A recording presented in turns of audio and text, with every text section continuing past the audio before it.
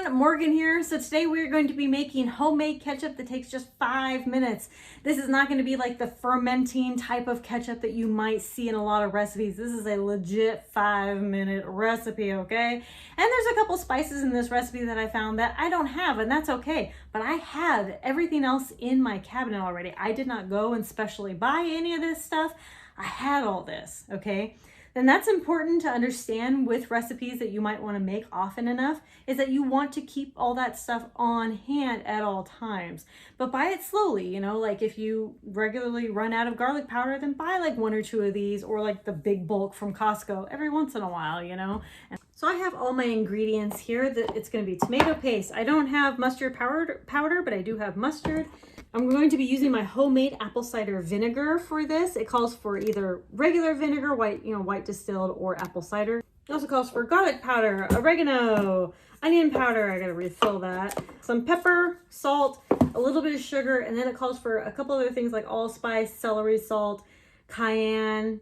And yeah, that's the only things that I don't have and I won't be adding, but no big deal. I don't think it'll make that big of a difference. Okay, so it says to use a 10 or 12 ounce can of tomato paste. This is a 12 ounce can. I'm just going to be mixing it into here. It says to do an 1/8 cup of the apple cider vinegar. You can put more in later.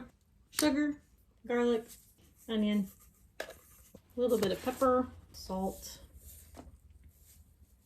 oregano, and then I'm just going to add just a touch of the mustard.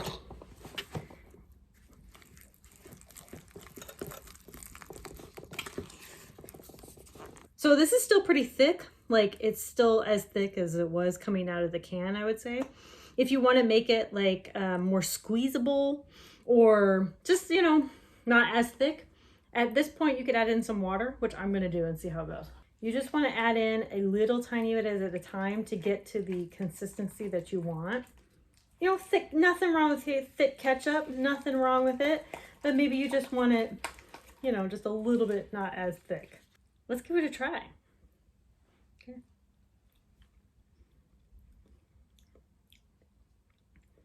Oh man.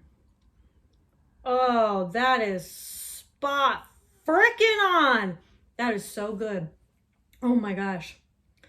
This is the best ketchup I've ever had.